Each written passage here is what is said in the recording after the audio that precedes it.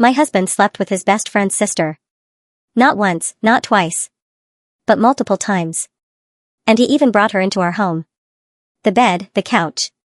The kitchen counter. He told me he only loved me. Yet his body told a different story. I didn't even have to imagine it.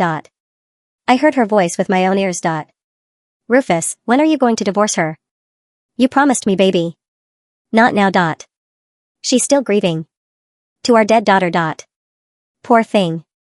Having a mother like her. No wonder. But don't worry. I'll give you a child soon. I'll get pregnant. I'm counting on it. But tell me the truth. Do you really love her? Your wife, Annette? Yes, I love her. My husband, the man everyone in this city whispered about. The cold, dangerous boss of the Anderson family. Still had the audacity to speak about love. While touching another woman. 13 days. That's all I needed. My immigration papers would be ready by then. So I went to the consulate and filed my application. Hello. I'm here to apply for immigration. I sat at the counter handing over my paperwork. The clerk glanced at me, stamped everything quickly and slid a receipt across. Your application will be processed in 13 days. Ma'am. Please wait patiently. I nodded and walked out. Behind me, I caught the sound of murmuring. Did I hear right? Mrs. Anderson applied for immigration. She's leaving the country. But Mr. Anderson dotes on her more. Than anyone. What could have happened? Remember that wedding 7 years ago? Biggest event in the city. 3 years ago when she got into that car accident. He gave her half his blood. Last year she went missing for an hour. And he turned the city upside down looking for her.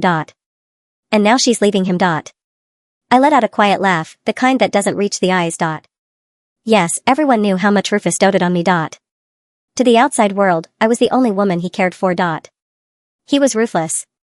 To everyone else, untouchable. Feared even by his own men. But for me, he was all fireworks. Diamonds and sweet words. I still remember how it started. He saw me once at a party and decided I was it for him. He sent gifts, luxury cars. Even put on a 3-day fireworks show that lit up the whole city.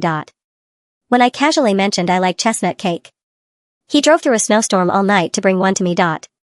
He was drenched, lips blue from the cold. But the cake was still warm when he pressed it into my hands. And when my parents died in that accident, he abandoned a $1 billion deal in New York to rush back to me. He found me shaking, hollow, broken. He pulled me into his arms and whispered, Annette, here. I'll always be by your side. Back then I thought he was my safe place. My mister, right? I gave him my whole heart. But love doesn't stop men like Rufus from straying. 9 months ago, temptation knocked and he answered. His best friend's sister, of all people. He thought I'd never find out. But secrets don't stay buried forever. We had just sent our 2-year-old daughter to heaven. When I saw the truth, when I smelled her perfume on our couch, when I pieced together the lies, I knew I was done. Rufus can play his games. Charm the world and tell me 1,000 sweet lies. But this time I won't stay. I slipped my visa papers into my bag, flagged a cab, and told the driver to take me to Russell Anderson Estates. The moment I walked into the villa, something hit me. A strange, heavy smell clung to the air. Sweet and bitter all at once. My stomach twisted and then I saw them. Rufus was standing on a ladder, pinning decorations to the wall beside him. Maisie Smith smiled like she owned the place. When the door clicked shut behind me, Rufus turned. His hands froze mid-air. Then he came down slowly, carefully. The cold mafia boss everyone feared disappeared in an instant. His eyes softened. His lips curved into that practiced smile that used to melt me. Annette, baby. Why are you dressed so light? You'll catch a cold. Didn't you go out with your friends? Why did you come home so soon? I was planning to surprise you. Surprise. My gaze slid up to his neck. There it was, a fresh hickey. Deep and red, mocking me. My chest squeezed, but I forced myself to blink it away. I said nothing. Maisie's giggle broke the silence. She walked up, swinging her hair. Voice sweet but sharp. Annette. Rufus really dotes on you. He even prepared all this for your anniversary. She pointed to a pile of gifts stacked in the corner. My eyes followed her hand. And that's when I saw it. A wet patch soaking into the fabric of the sofa beneath the gifts. The smell, the mark. The truth. So this was love. He really had sex with her right next to my anniversary presents. The ache in my chest spread like fire. But I kept my lips shut. Rufus, blind as ever, walked over with a velvet box. He opened it, lifted a bracelet and clasped it gently around my wrist. Happy anniversary, sweetheart. I set up a candle-lit dinner for us. Just you and me. I shivered and pulled back. No, I don't feel well. Every second near him felt like punishment. He frowned instantly. All concern. All performance. He called private doctors one after another, refusing to rest until they said I was fine. He ordered Mateo, his right-hand man, to fetch health supplements. He even brought me a glass of warm milk, pressing it into my hands until I drank it. That night, exhaustion finally dragged me under. But when I woke in the dark, my throat was dry. I left my room for water and froze. The door across the hall was wide open. Moonlight spilled through the window, lighting up two figures tangled on the bed. Maisie's voice carried in the quiet. That bracelet you gave Annette worth millions, right? I begged you for one and you ignored me. She doesn't even ask. And you hand her the best gift in the world. Rufus's shadow shifted. He pushed her legs from his waist, got up and lit a cigarette. His face was calm, almost bored. I told you already we were going to divorce soon. I love my wife, but for now we keep it a secret. If she finds out, it's over. Maisie climbed onto him naked. I know, but I love you too. I can't help being jealous. Rufus sighed, then reached into his drawer and pulled out a bracelet. The same style as mine, just a different color. He dangled it in front of her like a treat. Don't pout. I bought one for you too. Wear it in private if Annette sees it. We're done. Maisie's face lit up. She kissed him, whispering thanks, still marked with his touch. Then she asked, soft and curious, why are you so scared of her leaving you? Rufus' reply was quick, steady, without hesitation. I'm not really that scared because I have you. But Annette was adored by my grandfather. After I inherit my grandfather's billions. In stocks can finally leave her and marry you. And then he pushed her back down, claiming her again, the bed creaking under their weight. Her moans filled the night air. I pressed my hand against the wall, choking on my sobs, staring at our wedding photo hanging nearby. His smiling face in that picture looked like a cruel joke. 13 days, Rufus. I whispered through tears. I'll be gone. Let's see how crazy you really get. I woke up to shouting outside. The kind that shakes you out of sleep before you're ready. When I opened my door, I saw a woman in the garden next door clutching at a man's shirt. I gave you 10 years of my life. I even had your children, she sobbed. When we got married, you swore you'd love me forever. And now, just a few years later, you're sneaking around with another woman. It was barely sunrise, but plenty of people were already out by the lake, walking, stretching, enjoying the air. Now they all stopped whispering. Whispers rising as the scene unfolded. The man, Tim, someone everyone in the area knew, went pale when he saw the crowd. He yanked the woman inside and snapped at her. What's wrong with you? How many times do I have to tell you no man stays loyal? His words cut like glass. I stood frozen, the echo of them clawing at me. Then a warm hand slid over my ear from behind, shielding me. Don't listen to that nonsense, Annette, Rufus murmured. I didn't turn to him. Tell me, Rufus, do all men cheat? In the end. He stilled for a moment, then gently turned me around to face him. His dark eyes locked on mine. I can't speak for the rest of the world but me. I'll only ever love you. I searched his face. His perfect, practiced expression. You'll only love me for a lifetime. But a lifetime is so long. He pulled me close. A lifetime is long. Yes. That's why I only want you to feel it. I let out a laugh, but it tasted bitter on my tongue. What if you betray me, Rufus? If I ever betray you, may lightning strike me where I stand? The vow was bold, cruel almost, because I already knew the truth. His skin reeked of another woman's perfume. After nights he spent away from me. He could touch them, claim them, and still whisper these words as if he meant them. Are you really not afraid that promise might come true? Not at all. No one in this world knows how deep my love runs for you. If you don't believe me, I'll open my chest and show you my heart. If that still doesn't convince you, Annette, I'll give you my life. I thought to myself. If you're so willing to give me your life, why can't you control your desire? Before I could say more, a voice cut in. From the doorway, what are the two of you doing here? We both turned. Maisie stood there, draped in a red dress that clung to her curves, leaning casually against the frame. I felt Rufus stiffen beside me. His brows pulled together. It's not the weekend. Why are you dressed like that? Where are you going? It wasn't the voice of a brother. It was sharper, tinged with something that sounded far too much like jealousy. Maisie noticed. She smiled. Slow and deliberate. Company. Party tonight. I'll find myself a boyfriend there. So don't wait up. Rufus's expression darkened. But Maisie only grinned wider before turning her eyes to me. What about you, Annette? Any plans for today? Rufus didn't let me answer. His fingers slid through mine. Annette and I are heading back to my parents' house. Acey's eyes sparkled with something I couldn't name. She gave a polite little nod, said goodbye and walked out, leaving behind the faint scent of her perfume and Rufus. Rufus still hadn't let go of my hand. Half an hour later, Rufus was behind the wheel driving me back to the Andersons. I hated going there. His parents had never warmed to me. Only his grandfather ever did. To them, I was a curse. I'd given birth to a daughter when all they wanted was a son. And when she died, their hatred for me grew sharper, venomous. Every visit. Their eyes cut me down like knives, as if I had stolen their air with my own hands. Office usually avoided bringing me, saying it wasn't worth the stress. But this time, his mother, Mrs. Anderson, wasn't feeling well. As much as I dreaded it, we had to come. When we stepped inside, Mr. Anderson and Mrs.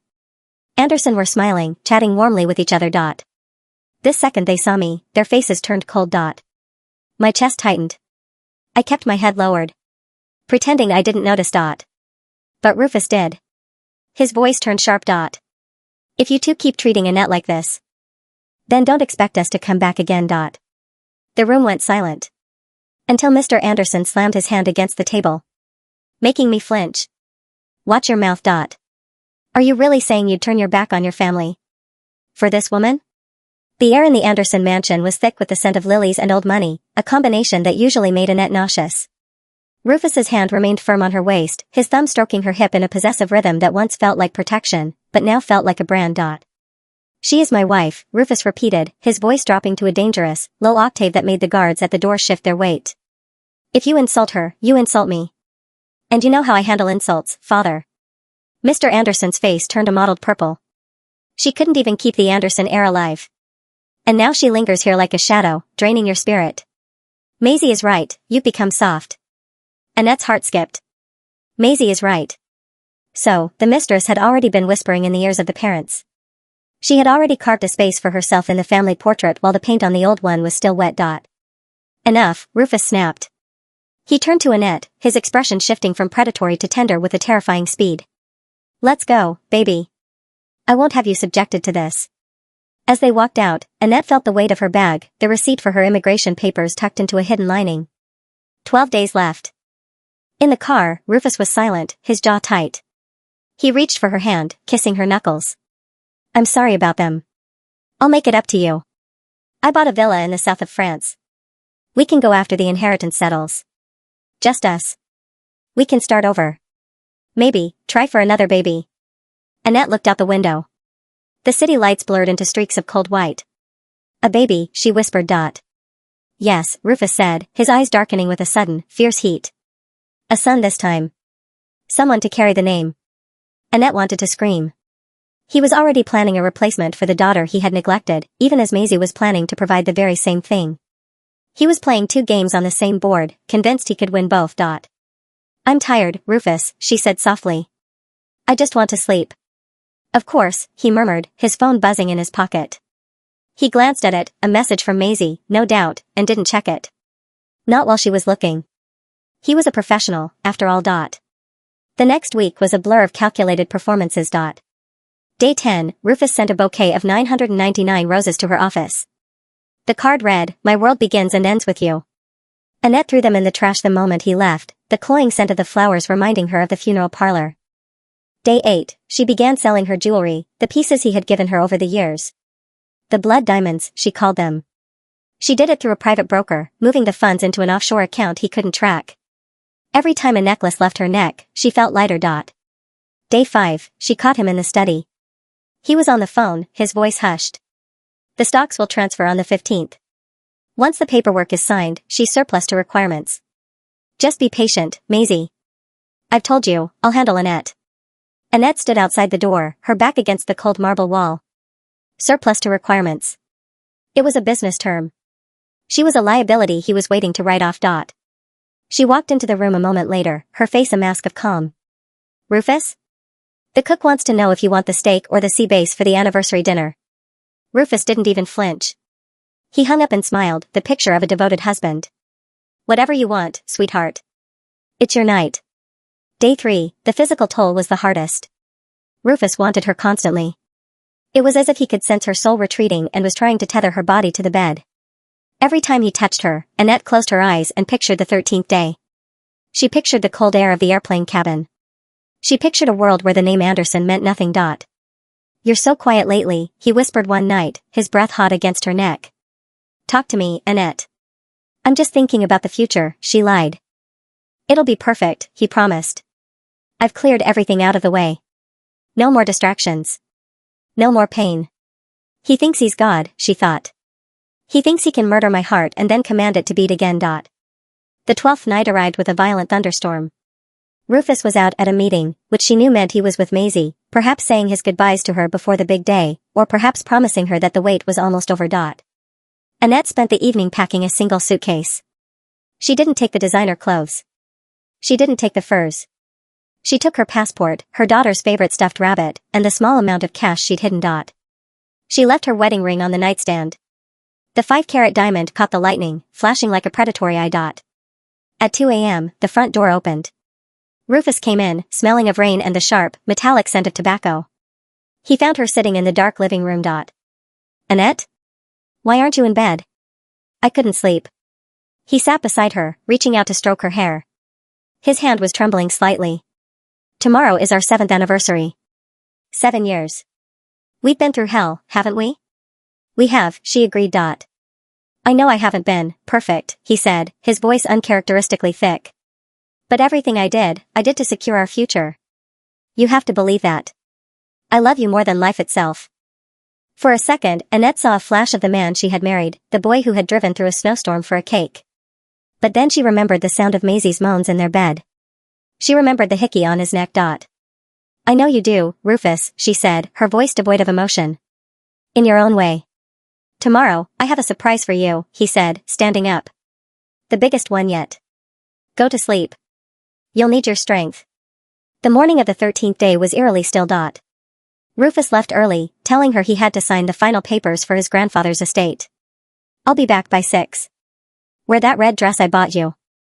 The car will pick you up." "I will," she said. As soon as his motorcade cleared the gates, Annette moved. She didn't call a cab to the house. She walked to the edge of the estate, through the servants' entrance, and took a generic rideshare to the airport. Her heart was hammering against her ribs like a trapped bird. At the airport, the terminal was crowded. She checked her phone one last time. A message from an unknown number, it was a photo. Maisie, sitting in the Anderson study, holding a glass of champagne. The caption read, "He's signing the papers now. I'm moving in tonight. Don't bother coming home, Annette. He never loved a broken woman anyway." Annette deleted the thread. She didn't feel anger. She felt a profound, crystalline sense of relief. "Flight 402 to Zurich is now boarding," the intercom crackled. Annette handed her passport to the gate agent. The woman looked at her, then at the computer. "Everything seems to be in order, Mrs. Anderson. Have a pleasant flight." "It's just Annette now," she said with a small, genuine smile. At 6 p.m., a black Rolls-Royce pulled up to the Anderson villa. The driver waited. 10 minutes. 20. Inside the house, Rufus was waiting at the grand dining table. It was covered in candles and his wife's favorite lilies. In his pocket was the deed to the French villa and a necklace worth $10 million. He had the money now. The inheritance was his. He was the king of the city, and he was ready to bring his queen back into the light. Where is she? He snapped at Mateo. Sir, the maids say she went for a walk this morning. She haven't returned. Rufus's blood went cold. He stood up, knocking over a crystal wine glass. The red liquid bled into the white tablecloth. Search the grounds. Now. He ran upstairs to their bedroom. It was empty. The air felt dead. Then he saw it. The ring on the nightstand. Next to it was a small, handwritten note. Rufus. You told me that if you ever betrayed me, lightning should strike you where you stand. I hope you're standing in a safe place, because the storm is coming. I heard everything. Every word you said to her in our bed. Every lie you told me while you tasted her on your lips. You kept me around for the stocks. Well, you have them now. I hope they keep you warm at night, because I am gone. Don't look for me. In your world, I am surplus to requirements.